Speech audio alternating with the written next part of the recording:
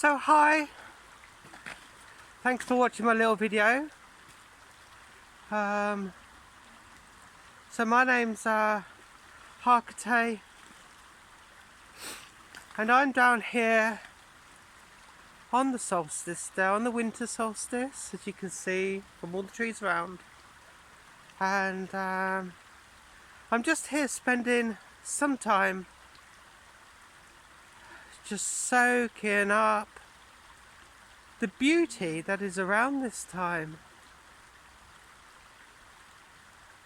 The sound of the river just sings and burbles. The mosses and the holly and the ivy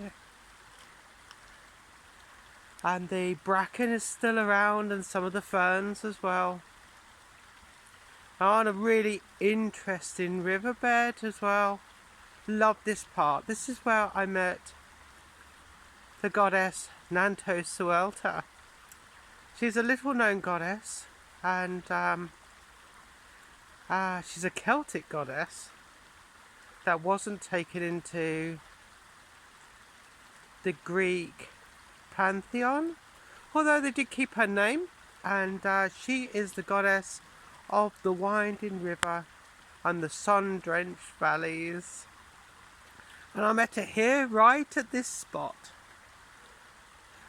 during the spring last year, and she just appeared to me. I had no idea who she was,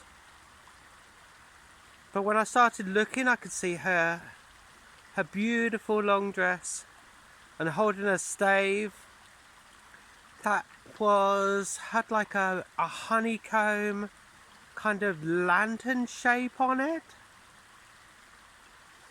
And so anyway, I had to look deeper, and the only one that I could find with that was Nanto-Suelta. And since I've been working with her, she's been helping me find my inner goddess and the divine within. And I've seen quite a lot of transformations over the past year. So I've become a lot calmer and a lot more rounder. I can't explain it. All the hard edges have kind of been knocked off. And yeah, and I can only really say thank you to her for that. You know, all my life I've been fighting to prove who I am. To prove I am the woman that I am. That sounds weird, I know, but I think as we fight, as we go through our lives, we have to always prove ourselves in this predominantly male-orientated world. And we never feel good enough. Well, I've never felt good enough. I've never felt right. I've never felt beautiful enough. I've never felt that I kind of belong in this world.